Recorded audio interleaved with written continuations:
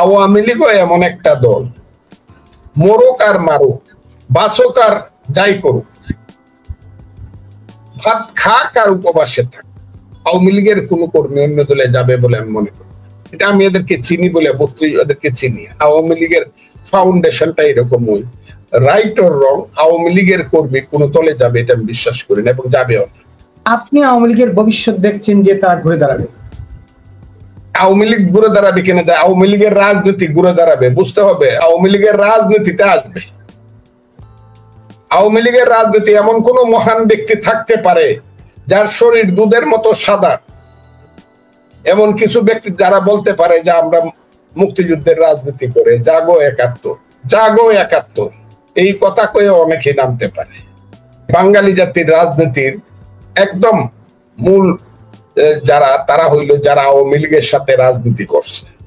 কাজে এই আওয়ামী লীগের নেতৃত্ব যাই থাক, বাঙালি জাতির এই রাজনীতিটা প্রগতি, মানবতা, ধর্মনিরপেক্ষতা এবং বাঙালি জাতীয়তাবাদের যে রাজনীতি সেটা থেকে যাবে, এবং সেই রাজনীতিটা হবে। যে যত কথাই বলুক, এই রাজনীতিটা বন্ধ হবে না।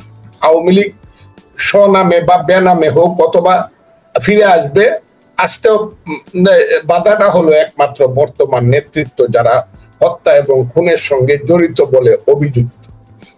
কাজে আমি মনে করি না যে কোনো দলকে বন্ধ করে, নিষিদ্ধ করে সেই দলের রাজনীতি বন্ধ করা যায়। যেমন জামাতকে নিষিদ্ধ করো, রাজনীতি বন্ধ করা যায় নাই। জামাতকে যখন নিষিদ্ধ করে আমি তার বিরুদ্ধে ছিলাম, শিবিরকে যখন নিষিদ্ধ করে আমি তার বিরুদ্ধে ছিলাম। এটা আমার ব্যক্তিগত অভিমত যে দল বন্ধ করে তার রাজনীতি বন্ধ করা যায় না, এবং আওয়ামী লীগকে বন্ধ করে আওয়ামী লীগের নেতৃত্বের অনেকের রাজনীতি বন্ধ হতে পারবে, কিন্তু তাদের যে রাজনৈতিক আদর্শের যে রাজনীতি সেটা বন্ধ করাটা খুব কঠিন এবং হবে বলে আমার মনে হয় না। এই যে একটা কঠিন সময় আপনি বলছিলেন যে এটা নিষিদ্ধ হবে বলে মনে হয় না, তাহলে আওয়ামী লীগকে নিষিদ্ধ হওয়ার পর আমরা দেখতে পাচ্ছি বিভিন্ন জায়গায় আওয়ামী লীগ মিছিল মিটিং করতেছে। একদিকে মিছিল মিটিং হচ্ছে, অন্যদিকে আওয়ামী লীগ নিষিদ্ধ। আওয়ামী লীগ কি ৭৫ পরবর্তী সময়ে আপনারা কি এই অবস্থার মুখোমুখি হয়েছিলেন কিনা? এভাবেই আপনারা, তখন তো নিষিদ্ধ হয় নাই, কিন্তু আপনারা কঠিন একটা সময় পার করছিলেন, তখন আপনারা কিভাবে ঘুরে দাঁড়ালেন? না, তখন আওয়ামী লীগ নামে কোন রাজনৈতিক দল ছিল না, কারণ বঙ্গবন্ধু থাকতে ২৫শে জানুয়ারির পরে যখন উনি যখন বাকশাল করলেন, তখন তিনি একটা বক্তব্য দিলেন যে আমি আমার জীবনের শ্রেষ্ঠ সংগঠন যাকে সবচেয়ে ভালোবাসতাম সে আওয়ামী লীগকে আজকের প্রেক্ষাপটে আর প্রয়োজন নাই বলে তাকে আমি কবর দিলাম। আমি আওয়ামী লীগের সেই কবরের উপরে বাকশাল গঠন করলাম। কাজে আওয়ামী লীগ তখন ছিল না। যখন জিয়াউর রহমান মার্শালের সময় দীর্ঘদিন সব রাজনীতি, সব দলের রাজনীতি বন্ধ ছিল। জিয়াউর রহমান সাহেব সে ১৯৭৬ সনের ১২ই আগস্ট বললেন যে আজকে থেকে তোমরা দরখাস্ত করতে পারবা এবং নভেম্বর মাস পর্যন্ত ৭৬-এর দরখাস্ত হবে, সেই দরখাস্তের ভিত্তিতে পার্টিকে পারমিশন নিতে হবে। আগে এই আইনটা ছিল না, এটা উনি অর্ডিন্যান্সের মাধ্যমে করলেন সায়েম সাহেব, এবং সবাই দরখাস্ত করলো। তখন বলা হলো বাকশাল নামে কোনো সংগঠন করা যাবে না, কোনো সংগঠনের জন্য দস্তখত করা যাবে না। আর একটা কথা হলো কোনো ব্যক্তির ইমেজকে ব্যবহার করার জন্য সেই ব্যক্তির নামও কোনো ম্যানিফেস্টোতে লেখা যাবে না, কারণ আওয়ামী লীগ, এগুলো অনেক বিতর্ক হয়েছে। কাজে আওয়ামী লীগ বাধ্য হয়ে তখন বাকশাল বাদ দিয়ে আওয়ামী লীগের নামে নিজেকে রেজিস্ট্রেশন নিয়েছিল। ওই কিন্তু আবার আওয়ামী লীগ ফিরে আসলো। আওয়ামী লীগ কিন্তু বঙ্গবন্ধু নিজেই বন্ধ করে দিয়ে গেছিলেন, বিলুপ্ত করেছিলেন।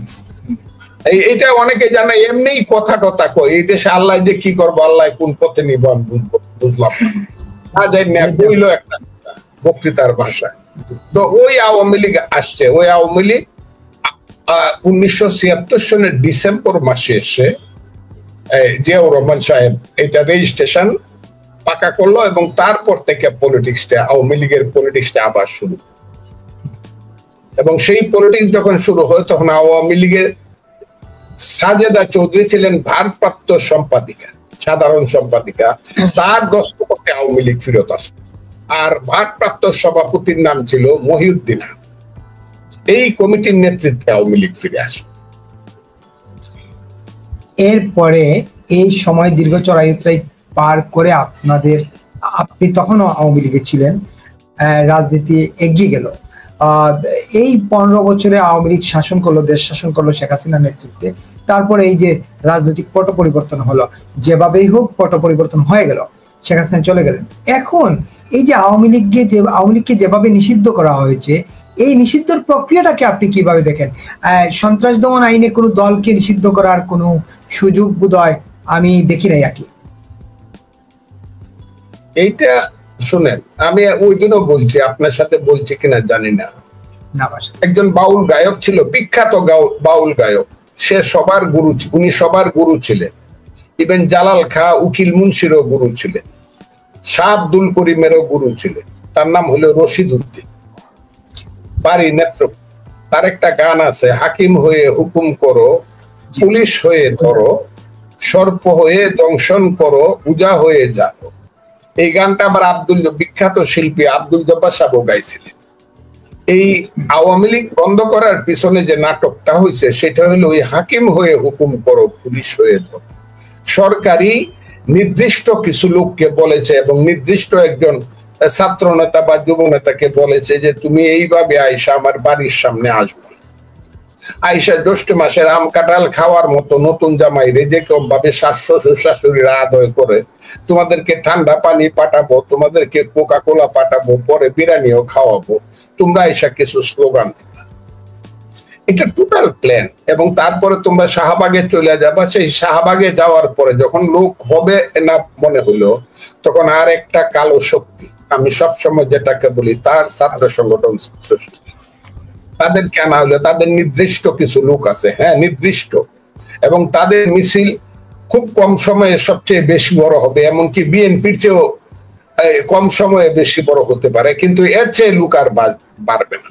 তাদের মিছিলে যদি 10,000 লোক হয়, এরা 10,000 একজন লোক করতে আরো 5 বছর লাগবে।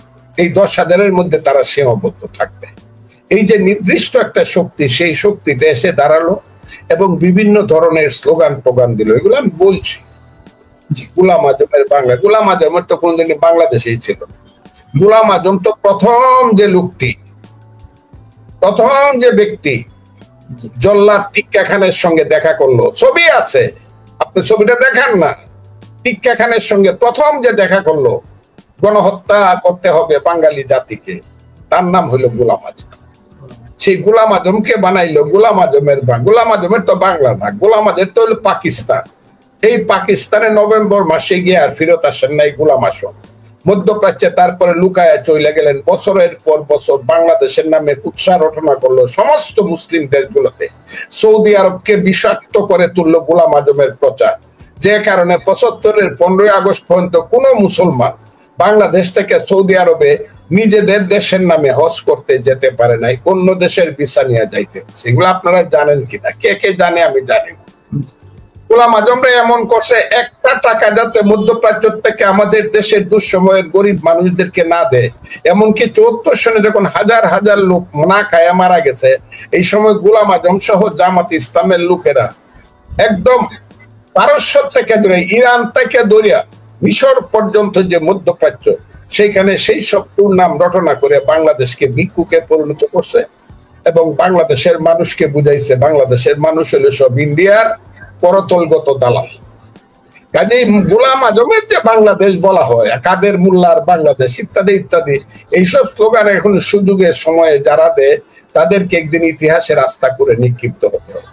এটা কোনোদিনই গোলাম আজমের বাংলাদেশ হবে না, এটা হবে মুক্তিযোদ্ধাদের বাংলাদেশ, মুক্তিযুদ্ধের বাংলাদেশ। কাজেই গোলাম, এবং আমি দেখলাম খুব ভাগ্যবান আমি যে তাদের ভিতরে থেকে একদল ছেলে আমার সোনার বাংলা আবার এই সঙ্গে সঙ্গে গান গাইলো, ওরা আবার বাধা দিল, সেই বাধা উপেক্ষা করেও তারা গান গাইলো এবং পরের দিনও গান গাইলো। সেই ছেলে মেয়েরা দেখলাম এরা যেন জালিমের ঘর থেকে আলিম, রাজাকারের ঘরের এরা মুক্তিযোদ্ধা। কাজে এদেরকে আমি আমার ছেলেদেরকে দোয়া করি এবং আমি বলি বাবারা তোমরা বেঁচে থাকো, মা বাবারা, মায়েরাও দেখলাম গান গাইছে, আমার আয়ু নিয়ে তোমরা বেঁচে থাকো। এটাই বাংলাদেশ, যে বাংলাদেশ মুক্তিযুদ্ধ হয়েছিল, যে বাংলাদেশের জাতীয় সঙ্গীত ছিল আমার সোনার বাংলা, আমি তোমায় ভালোবাসি। কাজেই এইসব এইসব স্লোগান দিয়া ওই আওয়ামী লীগ বন্ধ করছে, সেটা তাদের ব্যাপার। এইসব স্লোগান যারা দিছে, ইউনূস সাহেব যদি মুক্তিযুদ্ধের পক্ষের লোক হয় এবং মুক্তিযুদ্ধকে যদি উনি ভালোবাসে, আমি বলতে চাই না উনি ভালোবাসে না, এখনো বলার সময় আসে নাই, তবে এদেরকে অ্যারেস্ট করা উচিত ছিল, নির্দিষ্টভাবে এদেরকে অ্যারেস্ট করা উচিত ছিল। এবং এই ধরনের স্লোগান যাতে বাংলাদেশে আর না দিতে পারে। যে যার যার পলিটিক্স করবে, কেউ ইসলামের পলিটিক্স করবে, কেউ কমিউনিস্ট পলিটিক্স করবে, কেউ গণতন্ত্রের রাজনীতি করবে, কেউ সমাজতন্ত্রের রাজনীতি করবে, কিন্তু বাংলাদেশকে মেনেই করতে হবে। একটা প্রশ্ন করতেই চাই, তাইলে আপনি কি দেখছেন এই যে 35-40% আপনি বলছিলেন যারা সমর্থক এবং তারা একটা আদর্শ ধারণ করে, আদর্শ লালন করে, তাদের ভবিষ্যৎ কি হবে? তারা কি অন্য দলে ছুটে যাবে? আপনার কাছে সেটা মনে হয় কিনা? আমি একটা কথা বলি, 15 বছর শেখ হাসিনা চেষ্টা করছে বিএনপি কে একদম ধ্বংস করে দেওয়ার জন্য। হাজার হাজার বিএনপির নেতা কর্মী জেলে গেছে, গুম হইছে, মার খাইছে, মামলা খাইছে, কিন্তু একটা বিএনপি কর্মী যেমন আওয়ামী লীগ থেকে বিএনপি থেকে আওয়ামী লীগে যোগদান করে নাই। আওয়ামী লীগও এমন একটা দল, মরুক আর মারুক, বাসক আর যাই করুক, ভাত খাক আর উপবাসে থাক, আওয়ামী লীগের কোন কর্মী অন্য দলে যাবে বলে আমি মনে করি।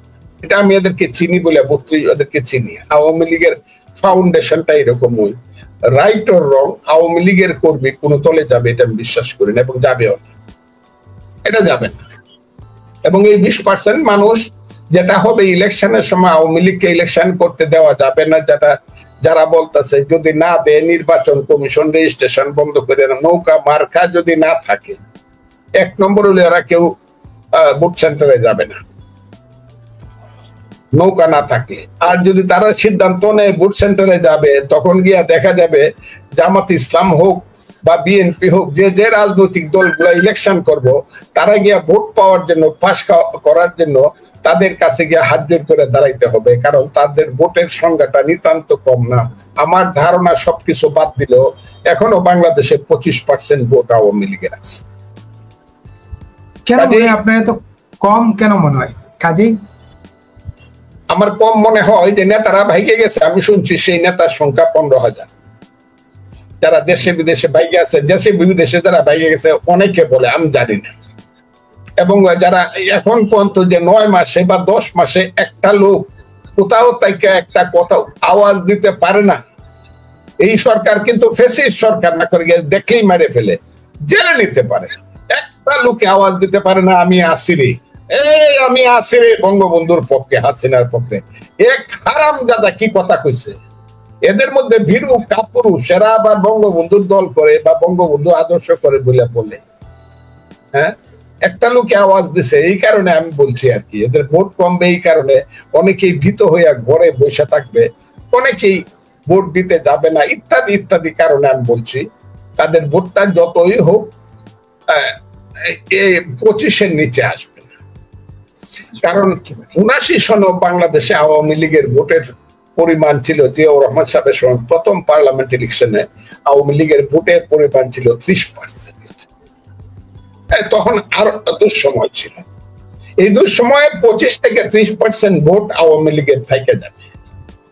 আর এই ভোটটা হলো নির্ধারক শক্তি আগামী দিনে কে রাষ্ট্র ক্ষমতায় আসবে। আওয়ামী লীগ ইলেকশন করুক আর না করুক, বা করতে দেওয়া হোক বা না দেওয়া হোক। তাইলে আপনি আওয়ামী লীগের ভবিষ্যৎ দেখছেন যে তারা ঘুরে দাঁড়াবে? আওয়ামী লীগ ঘুরে দাঁড়াবে কিনা, আওয়ামী লীগের রাজনীতি ঘুরে দাঁড়াবে, বুঝতে হবে। আমার অনর্থক বিপদে ফেলায়েন না। আওয়ামী লীগের রাজনীতিতে আসবে। আওয়ামী লীগের রাজনীতি এমন কোন মহান ব্যক্তি থাকতে পারে যার শরীর দুধের মতো সাদা, এমন কিছু ব্যক্তি যারা বলতে পারে যে আমরা মুক্তিযুদ্ধের রাজনীতি করে জাগো 71, জাগো 71, এই কথা কয়ে অনেকে নামতে পারে। আর জাগো 71 কইলেই মানুষ বুঝবো এই রাজনীতি কি রাজনীতি হবে। আপনি কি আমার কথাটা, আওয়ামী লীগ কইলো না, জাগো 71, হ্যাঁ, স্বাধীনতা অমর হোক, এই নামেই নামলো। বুঝছেন কি আপনি কথাটা? পরিষ্কার। এ হলো কথা। হইতে পারে এমন সাদা মানুষ, কিছু একদম সাদা মানুষ বাংলাদেশে আওয়ামী লীগের পক্ষে নাই, যারা মনে করে এরা আমার মনে হয় না সঠিক বিবেচনা করে। আছে, এখনো আছে, চুপে চাপে আছে, ভয়ে আছে, জেলখানায় যাইতে চায় না, সেই কারণে চুপে চাপে আছে। আমরা তো দেখলাম আইবি, সেলিনায়াত আইবি, আমরা নানা আলোচনা শুনছিলাম যে সেলিনায়াত আইবি কে ফ্রন্টে নিয়ে আসা হবে, এবং তিনি 9 মাস তো বাসায় ছিলেন। হঠাৎ করে তাকে গ্রেফতার করা হলো, কোনো মামলা মোকদ্দমা তার বিরুদ্ধে নেই, কোনো দুর্নীতির অভিযোগ দিয়েও তাকে পাওয়া যায় নাই, আওয়ামী লীগের সময় পাওয়া যায় নাই, এখনো পাওয়া যায় নাই, তাকে গ্রেফতার করা হলো। এইরকম নেতাদেরকে তো ধরে ধরে গ্রেফতার করে ফেলবে, তাইলে জাগো 71 কেমনে হবে? আমি একটা কথা বলবো, আইবির জনপ্রিয়তা আছে, এই ব্যাপারে আমি অস্বীকার করি না, কিন্তু আইবির রাজনৈতিক, জাতীয় রাজনৈতিক যোগ্যতা সম্পর্কে আমার খুব বড় ধারণা আছে। এটা বললে ভুল হবে। তাইলে তাকে নষ্ট করা হবে, নষ্ট করা হবে মানে তাকে, আমি মনে করি তার যে রাজনীতিতে চলতেছে এটাকে বাধাগ্রস্ত করা। আইবি জাতীয় রাজনীতি করার মতো রাজনৈতিক নেতা না। যদি রাজনৈতিক নেতা সেই রাজনীতি করত, তাইলে ঘরে থেকে কেন যে বৈশা ছিল, কিছুই কয় নাই, অ্যারেস্ট হয়েছে, এই কথাটা তো অসুন্দর কথা। বরং বলা হবে 10,000 মানুষ নিয়ে নাম ছিল আইবি, সেই কারণে তাকে অ্যারেস্ট করছে। ওইটা হইলে বুঝতাম যে সে জাতীয় নেতৃত্ব দিতে পারে। তাকে অ্যারেস্ট করছে পরে দল মত নির্বিশেষে সবাই গিয়া, যেহেতু সে অনেক বেশি ব্যক্তি জনপ্রিয়, সেই কারণে দল মত নির্বিশেষে সবাই তাকে গিয়া অভিনন্দন জানাইছে এবং সেভ করার চেষ্টা করছে। কিন্তু আজ আইবির যে রাজনৈতিক সেগাসিটি বা দেশকে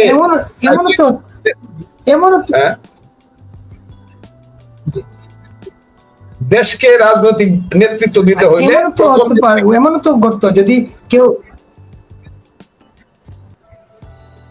জি হ্যাঁ কি বলেন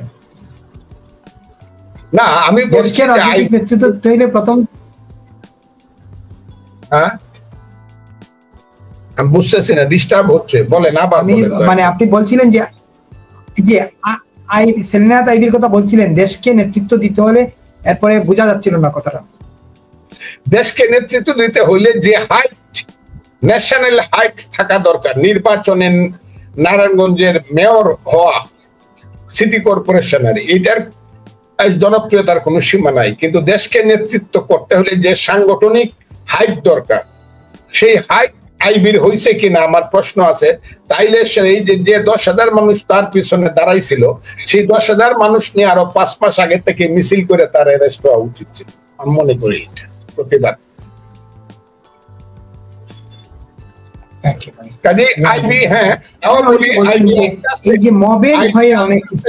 আমার কথাটা রয়ে গেছে। আইবি আস্তে আস্তে আরো সামনে আসবে এই কারণে যে নারায়ণগঞ্জ হইল আওয়ামী লীগের প্রতিষ্ঠাতা সময়ের প্রধান ব্যক্তি হুসেন শহীদ সোহরাওয়ার্দীর নেতৃত্বে নারায়ণগঞ্জে প্রথম আওয়ামী লীগটা সৃষ্টি হয়েছে উসমান আলীর মাধ্যমে, খান সাহেব উসমান আলীর মাধ্যমে। কাজে নারায়ণগঞ্জের একটা ঐতিহ্য আছে, আইবি সামনে আসবে, এটা আমি মনে করি, নেতৃত্বে আসবে। একেবারে অনেকে বলছেন যে আপনি যেটা বলছিলেন যে এই 9 মাসে কেউ ঘুরে দাঁড়াতে পারলো না, কেউ সাহস করে আসলো না। অনেকেই বলছেন যে হারে মব তৈরি হয়েছে, মবের ভয়ে অনেকে হয়তো সাহসটা দেখাচ্ছেন না। এর ইতিমধ্যে অনেকে দাবি করেন যে 3,000-এর বেশি নেতাকর্মী মারা গিয়েছেন এই কয়েক মাসে, যার ফলে ভয় আতঙ্ক তো একটা থাকেই। আপনি যদি মবকে ভয়,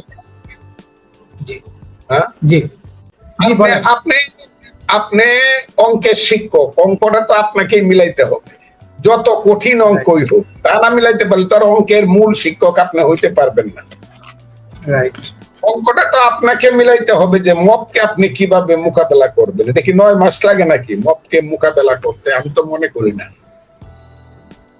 9 মাস লাগে না, কিন্তু লাগছে এই কারণে আপনারা রাজনীতিটাকে সঠিকভাবে করতে এইটা কেউই করতে পারতেছে না। আর আওয়ামী লীগ 15 বছর, ওই যে আমি বলছি আওয়ামী লীগের লিখতে 10 বছর সময় লাগবে, আমি বলছি না আপনাকে আগে।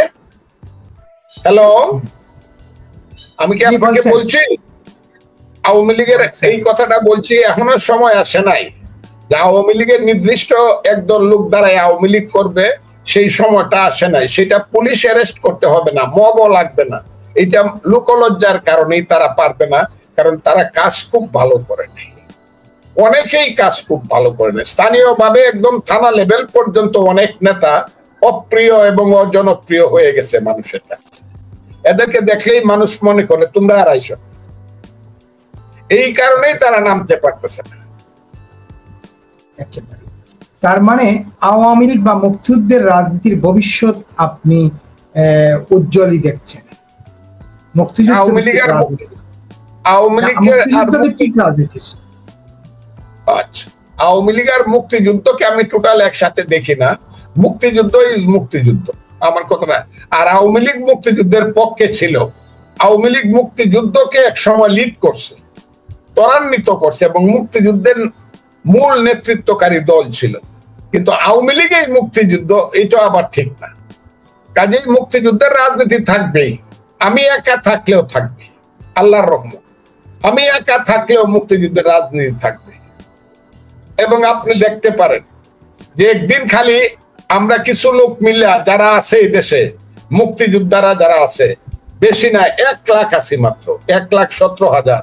এই 1,17,000 মিললে একদিন ডাক দিব যে যারা যারা মুক্তিযুদ্ধ বিশ্বাস করো, আসো সরোয়ার্দী উদ্যানে একটু গিয়া ঘন্টা কানেক বসি নীরবে নিবৃতে, হ্যাঁ, আর জোর গলায় গানটা গাই, আমার সোনার বাংলা আমি তোমায় ভালোবাসি। এতটুক সময় 5 মিনিট তোমরা সব মুক্তিযোদ্ধা আসো, তাইলে আপনি বুঝতে পারবেন মুক্তিযোদ্ধা শুধু 1,17,000 না, 17 কোটি মানুষ মুক্তিযুদ্ধের সময়। কাজে মুক্তিযুদ্ধ অনেক মহান ব্যাপার।